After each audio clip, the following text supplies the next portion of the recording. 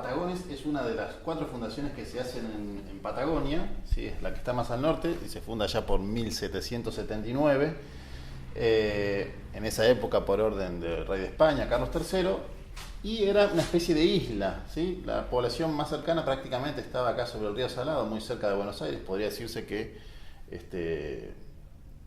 estaba completamente en una ínsula en el medio de la tierra, rodeada de pueblos indígenas. Las otras poblaciones que están acá, que aparecen aquí, Florida Blanca, Fuerte de San José y otra que estaba aquí también un poco más al norte de Florida Blanca, desaparecen rápidamente y solamente queda Patagones, ¿sí? Y eso le obliga en parte al comandante político y militar de Patagones a tener una buena relación con los distintos pueblos indígenas, porque dependían, básicamente, en varias oportunidades dependieron de ellos para poder sobrevivir. Qué sé yo, me recuerdo en 1815, por ejemplo, una gran sequía, tenían que comprarles o pedirles o hacer trueque con los grupos indígenas, conseguían animales, vacas, por ejemplo, no había quedado nada, no había nada directamente nada para comer.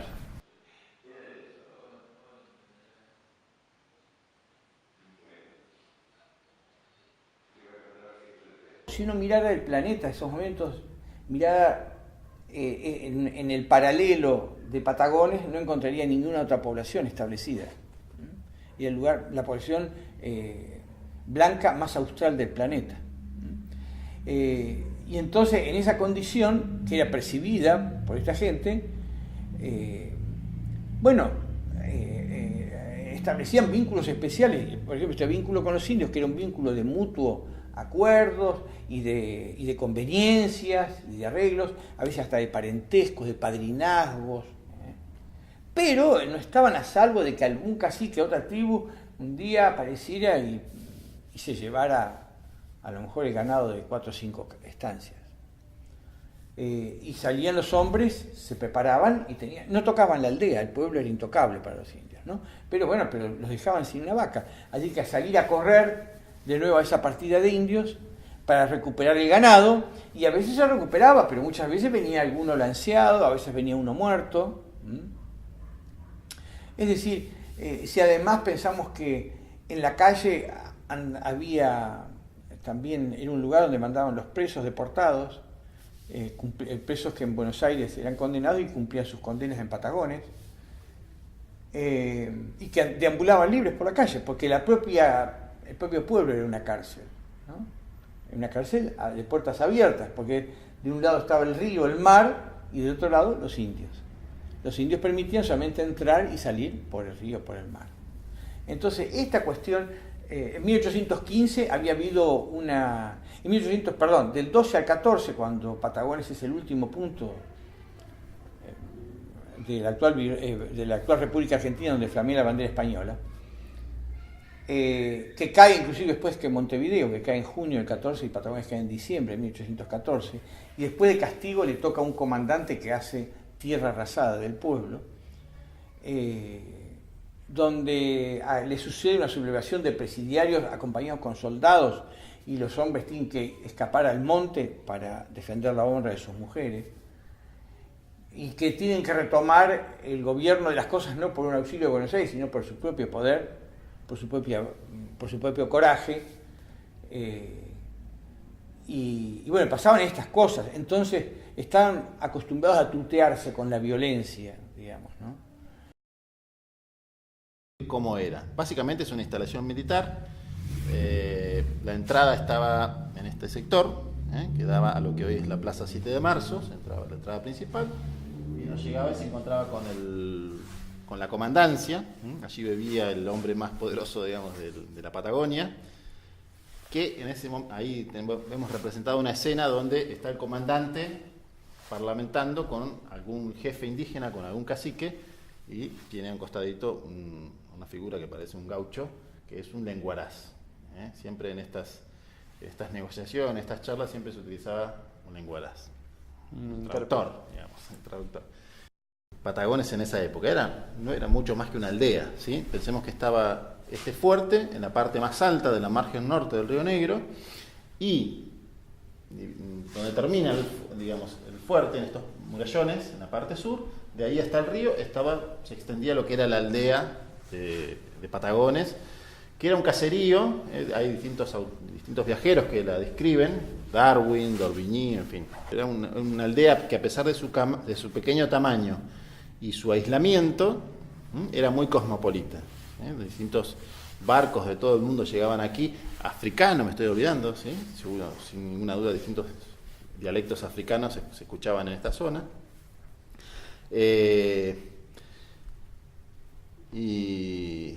Y bueno, acá vemos distintas escenas, algunas escenas donde hay hombres y mujeres indígenas vendiendo, que venían acá a hacer el trueque o a comerciar. Ellos traían sus trabajos en soguería, lazos, boleadoras. Las mujeres traían sus tejidos, que eran muy solicitados, lo que eran los ponchos. Ahora me estoy acordando que, por ejemplo, en Inglaterra, en plena Revolución Industrial, se vino hasta nuestras tierras y copiaron los ponchos de nuestra zona, que por supuesto no tenían nada que ver con los ponchos que se hacían acá, porque esos estaban hechos en algodón, y los de acá estaban hechos con lana de oveja, aparte con una forma de confección que se hilaba la lana, después se tejía y finalmente después se lavaba, o sea que quedaba mucha de la grasitud de la oveja en ese poncho, que aparte tenía una urdimbre muy ajustada, que lo hacía abrigado y prácticamente impermeable, o sea que eran muy solicitados esas prendas acá. Después aquí vemos una mujer que está llevando como un bollo de ropa, que es una mujer africana, ¿no es cierto? Las famosas negras, que su trabajo básicamente era de lavanderas. No solamente eran relaciones comerciales entre los grupos indígenas y los criollos o españoles, sino también había relaciones de parentesco, ¿sí? Era muy común, digamos, que el comandante fuera el padrino del hijo, o de algún hijo de un cacique, y a su vez el cacique fuera padrino de un hijo del comandante. Pero esto no era, digamos, una práctica que se hacía, esto es de los compadrazgos, que se hacía solamente al máximo nivel, sino que se replicaba en todas las instancias o estratos sociales. O sea que era muy común. Por ejemplo, me estoy recordando ahora de Yanquitruz, que poco antes de firmar su tratado con el gobierno de Buenos Aires, 1857, entra por las calles de Patagones y va deteniendo, cuenta las fuentes, ¿no es cierto?, históricas, que va deteniéndose cada tanto para saludar a parientes, amigos y conocidos. O sea que había una interrelación muy fuerte entre la gente que vivía en esta aldea y los pueblos originarios de la zona. ¿Qué pasa? ¿Qué ocurre? En 1810 se da un cambio muy importante para Patagones, un cambio que podríamos decir negativo, porque hasta esa fecha esto era un lugar estratégico que de alguna manera garantizaba la soberanía de España sobre la Patagonia, o por lo menos sobre la Patagonia Norte. A partir de 1810, Patagones pasa a ser parte del ex virreinato del Río de la Plata, de esas provincias unidas del Río de la Plata, y una parte, digamos, por demás periférica, digamos. O sea, pierde totalmente su carácter estratégico que tenía para España. Ya para Buenos Aires, digamos, que era prácticamente un lastre. Así que bueno, antes de 1810, digamos, la tarea agrícola estaba subsidiada. El trigo, por ejemplo, se pagaba un poco más aquí que en Buenos Aires, y eso era un subsidio que pagaba la corona española justamente para favorecer la actividad agropecuaria. Después de 1810, bueno, hay muchos empleos que se pierden, por ejemplo, calafateros, carpinteros de ribera, la tahona misma, que era donde se compraba y se molía el grano, el trigo, se privatiza, digamos, deja de depender del Estado y es vendido en particular. En 1820, la década de 1820, aparece en Buenos Aires, comienzan a surgir los primeros saladeros. Y ahí sí aparece un producto que tenía Patagones en abundancia, que es la sal. Tenemos varias salinas, dos de ellas que se explotaron en ese momento y una que sigue en explotación, que es la salina de Piedras, que está acá a 30 kilómetros al norte, y la salina La Espuma, que está arriba, muy cerquita del río. Bueno, esa salina comienza a trabajarse en esta época. Se hizo un pequeño puerto allí, donde venían los barcos de Buenos Aires y de otros lugares, de otros países. Se cargaba la sal y se llevaba allí y bueno, se distribuía ahí en los saladeros.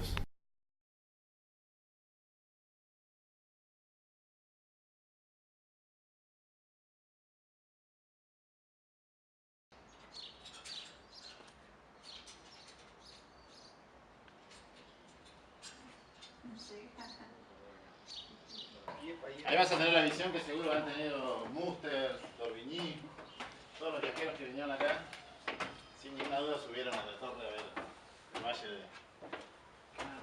valle del Río Negro. En esa época eran más bajitos, veo.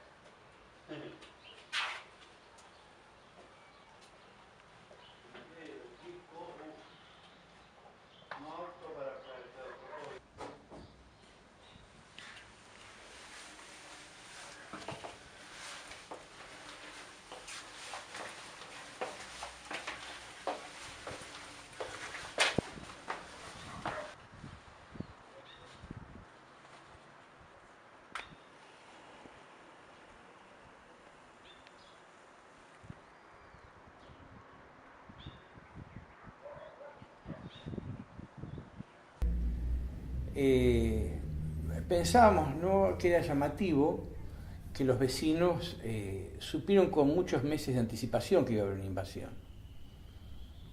Más o menos ya en agosto de 1826 habían trascendido los planes brasileños de invadir Patagones.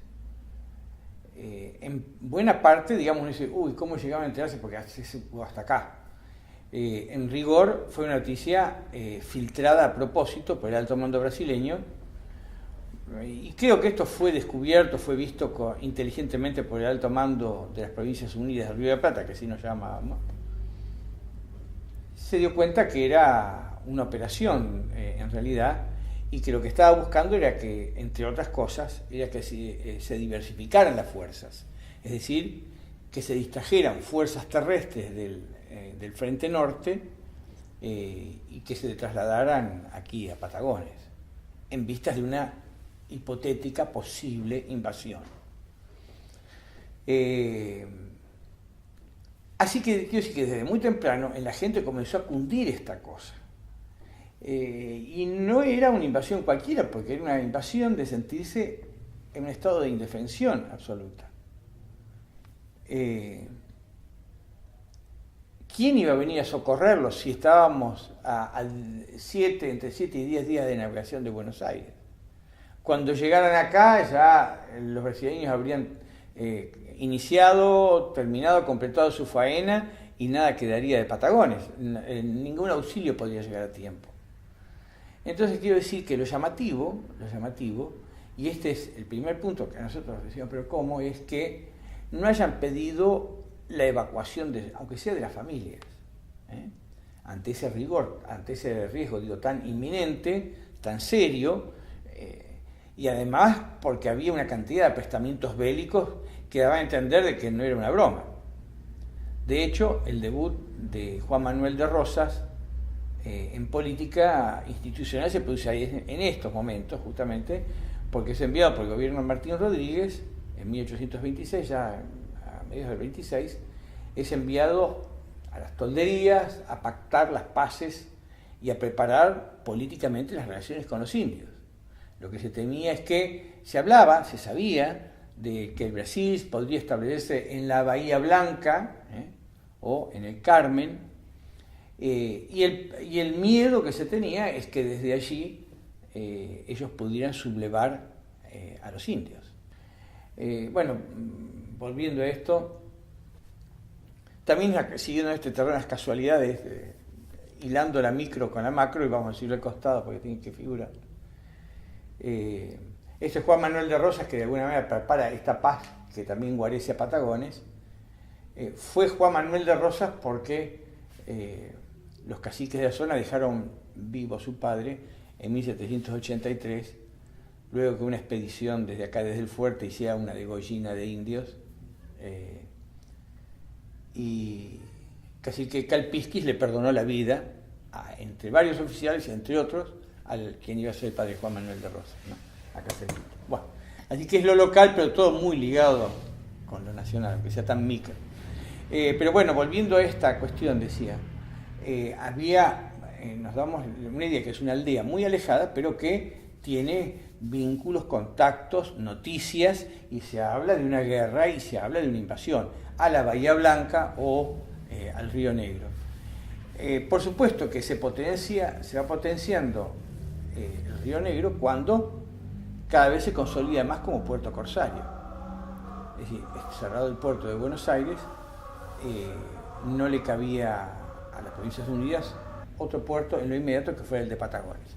Y desde aquí es donde salen los corsarios y que atacan a los mercantes brasileños produciéndole verdaderos estragos. Entonces decimos, bueno, sobre esa guarnición que tiene pocos caballos, que los hombres son muy veteranos, son muy viejos, no más de entre 50 y 60 hombres, bueno, esto no era para tener grandes expectativas.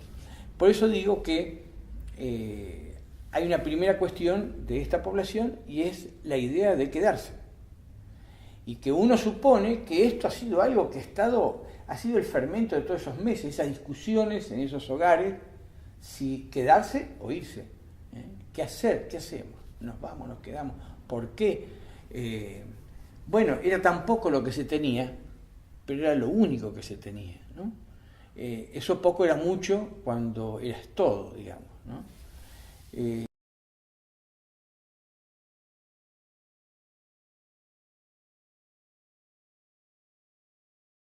Pensar en vivir en una cueva. Te pasa experiencia.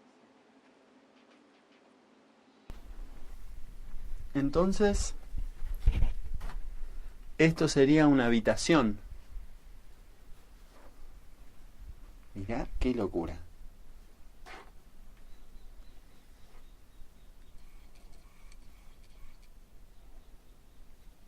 ¿Se imagina vivir acá?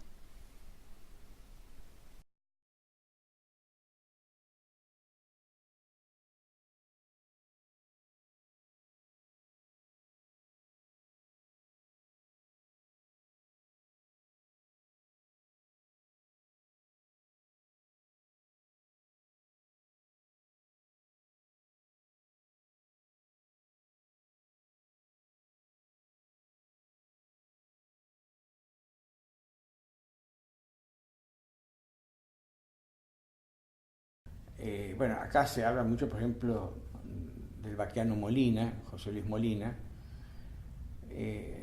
pero en la historia de Molina hay muchos Molinas, digamos, ¿no?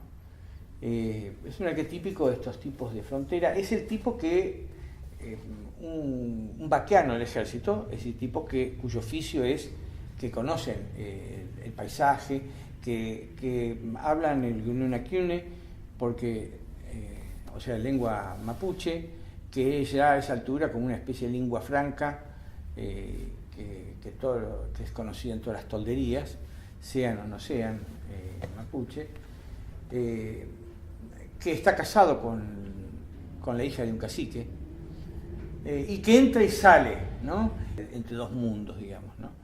Bueno, y él dirige, junto con los indios, bueno, algunos de los malones más importantes de la época, ¿no? Finalmente, cuando se acerca esta cuestión con el Brasil, que ya estamos en la inmensidad de la guerra, es tomado como Rauch, un comandante de frontera, lo toma nuevamente como de una amnistía y lo reincorpora porque lo precisan, a un tipo, porque había que adentrarse en tierra de indios. Y este tema, como te decía, Molina era el hombre que llega a Patagones con 26 hombres más, que son vaquianos como él, y son los hombres del día después. Es decir, dando por sentado que iban a tomar Patagones, había que pensar al día siguiente qué pasaba. Estos hombres tenían que ir a las tolderías a parar la cosa y a contrarrestar la diplomacia portuguesa, brasileña y portuguesa, ¿no? Lo que estaba arriba de la mesa es decir, bueno, ustedes tengan cuidado porque nosotros vamos a estar siempre. Si ustedes hacen algún arreglo con ellos, después no vengan a buscar raciones, no vengan a buscar la paz con nosotros, ¿no? Pero bueno, estaba pensado para el día siguiente. El comandante del fuerte tiene una gran desconfianza con Molina, pese a lo cual, bueno, a último momento le da armas, porque sabe que lo precisa, se pliega Molina a la tropa miliciana y tiene un rol importante en algo que fue el incendio del monte, porque entonces a la tropa brasileña, a la infantería se le encerró entre la caballería, que era muy escasa para esa cantidad de hombres, y el fuego, pero un fuego que había que saber manejar porque podías morir achicharrado, víctima de tu propio estratagema, digamos, ¿no? Así que bueno, en un trabajo de pinzas que se hace sobre brasileños termina rindiendo. Bueno, Molina, que tiene ese rol tan importante, pero como él, había muchos otros de estos, los peones de estos saladeros, de los alrededores, muchos de los cuales, la mayor parte de los cuales eran tipos que cumplían aquí su condena. Y hay también en ellos esa cosa del heroísmo. ¿Por qué? ¿Por qué causa están peleando? ¿Por quién pelean? Hombres que no tienen nada, que han perdido todo. Los barcos, la mayor parte de africanos que combaten como tropa regular del ejército son los que llegaron a Patagonia inclusive antes que se declarara la guerra, antes que Brasil declarara la guerra a las Provincias Unidas del Río de la Plata. Antes que esto, la provincia oriental, bueno, está La Valleja, los 33 orientales, comienza una sublevación contra la ocupación brasileña de la banda oriental. Ellos mismos emiten patentes de corso y hay un corsario, el dueño de esta silla, Francisco Fourmantin, este francés, que sale con patente de corso de la provincia oriental y llega con un barco en diciembre de 1826. Y digo esto crea una cantidad de problemas. De hecho, hay un momento en que él es juzgado porque cuando traen una presa, se hace un tribunal de presa para juzgar si es una presa tomada, si es una presa justa o no.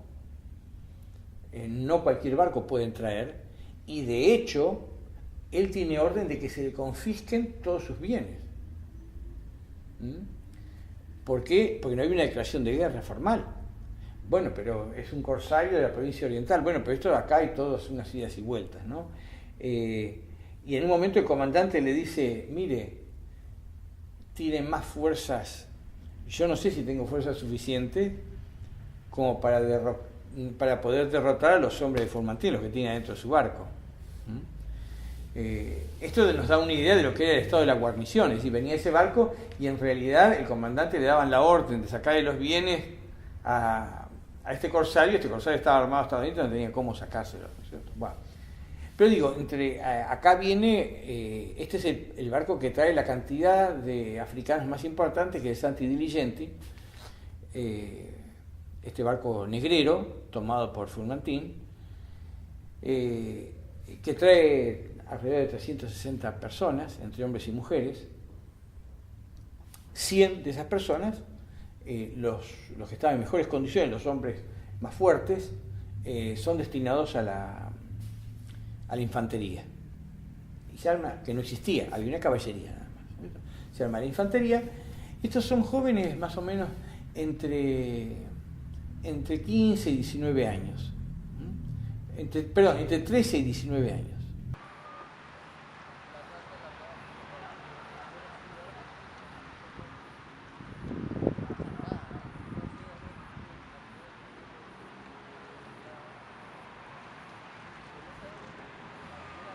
Bueno, y esta maqueta lo que representa es el valle inferior del Río Negro, son unos 50, 60 kilómetros, digamos, representados en esta maqueta, que aparte tiene el relieve, se puede observar bien claramente lo que es el valle. Y esta maqueta la utilizamos siempre para contar la cuestión de la invasión, un poco cronológicamente, que comienza ya el 25 de febrero de 1827, donde aparecen en esta zona 4 naves de guerra, con la bandera argentina en el mástil. Siempre acá había apostado un práctico, digamos, que era el que ayudaba a los barcos a entrar al Río Negro para que llegaran hasta el puerto de Patagones, que es donde estamos nosotros ahora actualmente, en este punto rojo, ¿sí? Enfrente se encuentra lo que actualmente es la ciudad de Viedma, que en esa época eran 5 o 6 ranchitos nada más. Recordemos que el Río Negro se inundaba todo el tiempo, así que La mayoría de la población estaba en la banda norte. Bien, volviendo acá a la desembocadura, el 25 aparecen y bueno, eso rápidamente llama la atención y dan la voz de alarma al pueblo, al fuerte, digamos. ¿Por qué? Porque Argentina, o las provincias unidas del Río de la Plata, mejor dicho, no tenían tantos barcos en esa época, ¿sí? Había 1 o 2 barcos y el resto eran lanchones, la famosa escuadrilla del almirante Brown, pero de ninguna manera había 4 naves de guerra con capacidad operativa que aparte llegaran hasta Patagones. Entonces se dan cuenta que aparte era un engaño muy típico de esa época. La cuestión es que el 28 de febrero ya aparecen las naves dispuestas, aparecen nuevamente en el horizonte dispuestas a entrar al Río Negro. Se había instalado una pequeña batería con unos cañoncitos aquí para intentar frenar la entrada de estos barcos. Se produce una pequeña batalla donde ahí mueren 3 personas, dos negros La Patria, los esclavos libertos y un corsario. La batería es destruida y los barcos comienzan a entrar, y en esa acción de entrar el barco de mayor porte, la Duquesa de Goyas, eran 2 corbetas y 2 embarcaciones menores. La corbeta más grande, la Duquesa, queda varada a la entrada del río y bueno, después de un par de días de estar varada se hunde finalmente. La tripulación es redistribuida en las otras 3 embarcaciones y siguen avanzando río arriba. Esto es todo un tema porque en realidad ellos tendrían que haber llegado con sus naves al frente de la población, con la artillería naval, destruir el fuerte, ¿sí? Con todos sus cañones. Pensemos que tenía tenían 52 cañones en total, las 4 naves, podían destruir el fuerte tranquilamente. Y una vez que estuvieran destruidas las defensas terrestres, desembarcar la infantería y tomar el pueblo. Eso es lo que deberían haber hecho. Pero, ¿qué ocurre? El Río Negro es muy difícil navegación, ¿sí? Si bien tiene unos 400 metros de ancho, tiene un canal navegable muy angosto, debe tener 5 o 6 metros de ancho, por 14 de profundidad, 12 y 14 metros, que a su vez va zigzagueando en el cauce del río. Así que había que conocer muy bien el río para seguir el canal.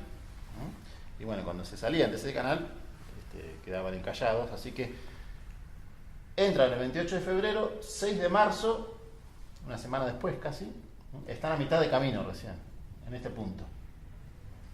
Recordemos el objetivo era llegar allá. Obviamente perdieron toda la capacidad de sorprender al enemigo, así que bueno, deciden desembarcar ese 6 de marzo a la noche, desembarcan 400 soldados y se van caminando por el medio del monte de noche, oscuras, con todo el equipo militar, hasta llegar, la idea era llegar al pueblo. 6, 7 de la mañana se encuentran en este punto, que es el Cerro de la Caballada. De casualidad que había una tropa estaban los vecinos de Patagones, en realidad no era una tropa. Los vecinos, recordemos que el pueblo tenía solamente 44 soldados, y en los 4 barcos venían más de 600 hombres. La mayoría de ellos eran hombres de armas, los otros eran marinos muy experimentados.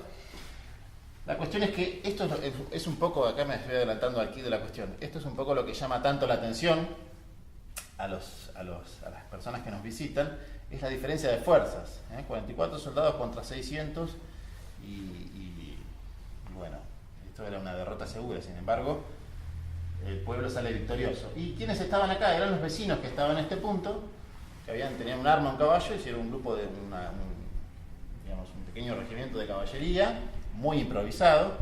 La cuestión es que los brasileños pasan por el costado de ellos no lo ven, tampoco los brasileños a ellos, ni ellos a los brasileños, pero de casualidad 2 gauchos van a carnear unas ovejas ahí para preparar la comida, el desayuno, y ven el rastro de los brasileños que van pasando, así que dan la alarma y se van con sus caballos rápidamente y se ponen entre las fuerzas brasileñas y el pueblo, que era donde estaban su familia, ¿no es cierto?, sus seres queridos. Y ahí empieza directamente el combate, que empieza acá en el Cerro de la Caballada, disparo va, disparo viene. Los barcos corsarios que estaban acá, que colaboraron también, disparaban sus cañones, aunque no sin efecto alguno. Y ahí empieza el combate contra las fuerzas invasoras. Y entre los primeros disparos cae herido de muerte el invasor, el jefe de los invasores, que es James Sheffer, un capitán de fragata, ¿sí? Un disparo en el cuello, y bueno, y ahí empiezan Esto desmoraliza mucho a las tropas invasoras. El segundo a cargo, de apellido Eyre, da la orden de retirada, ¿sí? De retirarse hacia sus barcos, pero ahí entra en acción un gaucho, que era el único refuerzo que había recibido Patagones, el gaucho Molina, el famoso gaucho Molina, con otros 22 gauchos, decían los tragas, que eran todos personajes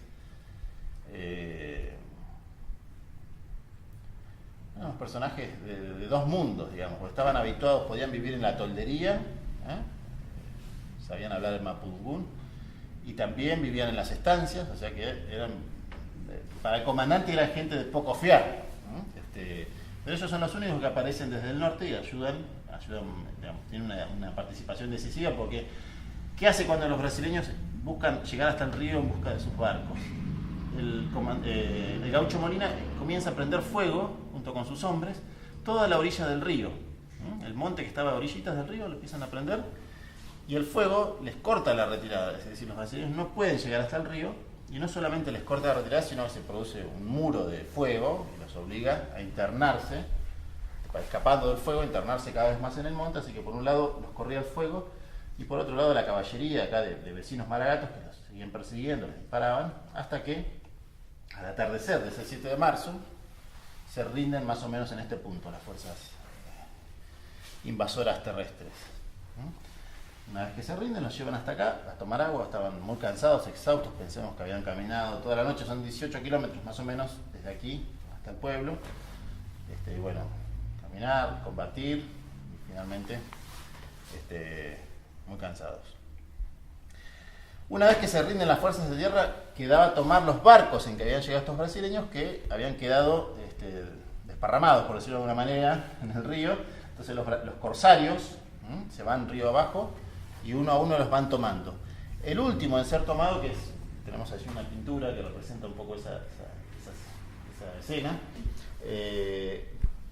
era la otra corbeta, aparte de la Duquesa que se había hundido, tenía 22 cañones a bordo, tenía 110 hombres, estaba lista para combatir en cualquier momento, así que era un poco el cuco de la situación. Entonces la rodean los barcos corsarios y le dan la orden de rendición. En ese momento el comandante del barco dice: no nos vamos a rendir, abran fuego. Y ahí se produce un motín entre los tripulantes, toman a su jefe prisionero y entregan la nave, ¿sí? En esa nave se toman, aparte de los prisioneros, las órdenes, los documentos, las armas, se toman 7 banderas del Imperio de Brasil, de las cuales hoy quedan en Patagones 2 de ellas. Las otras 5 se perdieron lamentablemente en un incendio. Es decir, ni bien termina el combate, los vecinos toman las banderas y las ponen como ofrenda a la Virgen del Carmen. Decimos que la mayoría de los vecinos eran de origen español y bueno, muy religiosos, así que las ponen como ofrenda a la Virgen. Y en algún momento del siglo XIX esa capilla, que estaba acá arriba, muy cerquita, se prende fuego, porque era una capilla de madera, y bueno, ahí se pierden 5 banderas. Se logran rescatar las 2 banderas que quedan actualmente, que están en la nueva iglesia, que no es tan nueva, es de 1880, y bueno, allí a los costados del altar están las banderas imperiales, que hoy en día ya no son un trofeo de guerra, sino que forman parte de nuestra identidad histórica. De hecho han sido declaradas bien cultural de la nación en 2003, un decreto presidencial, y así que bueno, están allí para observarlas, apreciarlas.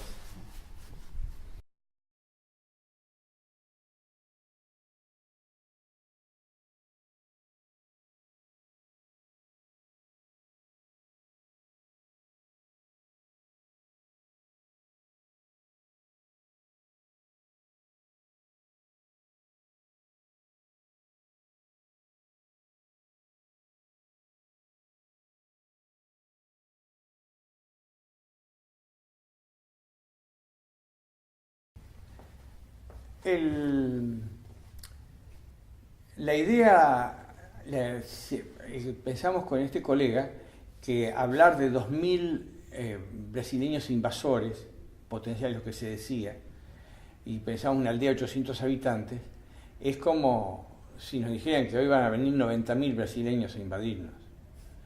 Decíamos, pero claro, ¿y nosotros qué haríamos? Para establecer los paralelos, ¿no es cierto? Y nosotros no alcanzaríamos ni a armar el bolso, digamos, a lo mejor. Lo más posible es que saliéramos tal como estábamos, ¿no es cierto?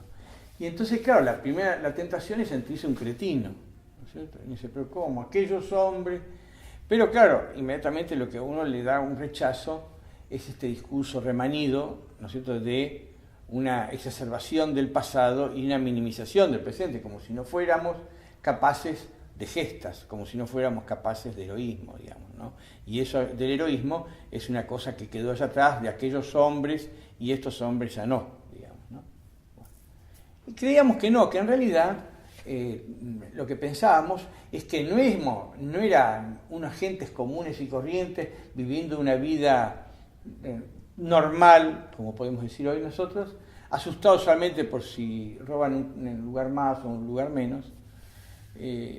Era gente que vivía en condiciones muy especiales. Y esto, decíamos, vos lo habías señalado, que en realidad esto va a representar una página más en una vida muy azarosa, que requería mucho coraje, mucha decisión, aún desde un niño pequeño. Porque ¿qué es lo heroico? El que hace algo, un héroe es alguien que hace algo que no está en el común de las cosas que se haga, digamos, pues si no, no sería un héroe, todo el mundo haría lo mismo.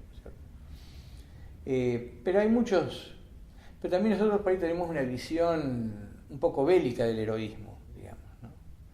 Parece que si no hay olor a pólvora, si no hay sangre, no hay heroísmo, digamos, ¿no?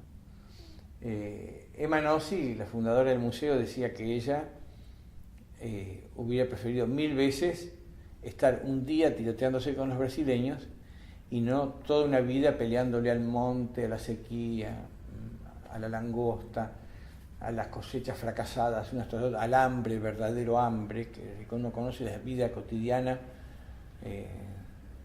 de la gente que comenzó a abrir el monte, digamos, en una zona marginal como esta, tan difícil. Y bueno, y entonces allí aparecen otros arquetipos y el heroísmo tiene otro tenor, digamos, ¿no es cierto? El heroísmo que es el tipo que no baja los brazos, derrota tras derrota, ¿no es cierto?, sequía tras sequía, y sigue. Otro día tiene la energía como para levantar, uncir los animales, y pese a que junta el último trigo que le queda y dice, bueno, este año, cuando dice, este año voy a sembrar. Y es un acto heroico, porque es la quinta cosecha fracasada, digamos, ¿no? Pero bueno, ya ahí es otra historia, ¿no?, otra forma.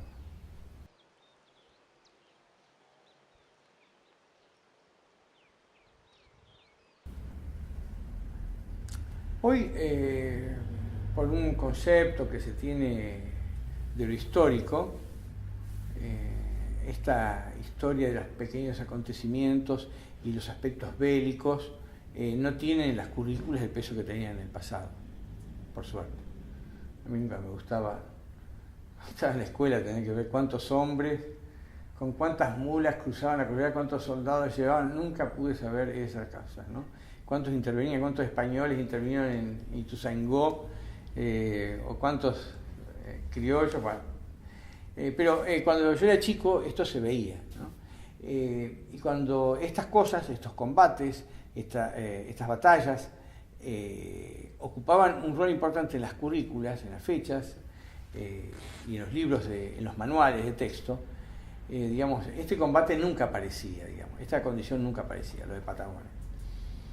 Y yo creo que una de las cosas, como en un gobierno, en un país en donde los gobiernos de facto tuvieron tanto peso, por encima de los gobiernos democráticos,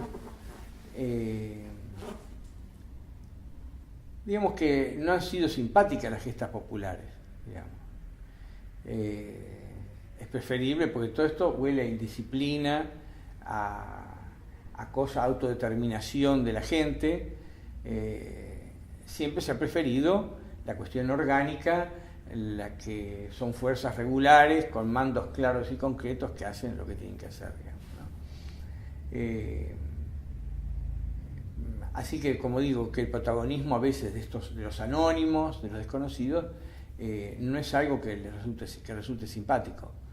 Y como también creo, ¿no?, así fuera de cámara, decía la vez pasada, que que el caso de una gesta tan importante como fue el éxodo jujeño, bueno, ahí jugaba Manuel Belgrano, como decía, un prócer de primera A, digamos, ¿no? En cambio, cuando nos tocaba acá, digamos, unos oscuros oficiales, que eran enviados acá porque precisamente lo mejor iba allá al norte y lo menos bueno venía aquí,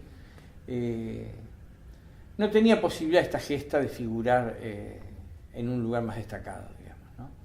Pero creo que sí, este carácter de cuestión masiva, de participación de todos, de haber tenido un miedo tan fuerte y haber hecho, digamos, una explosión de alegría tan fuerte, se vivió siempre como la piedra angular de la identidad histórica de Patagonia.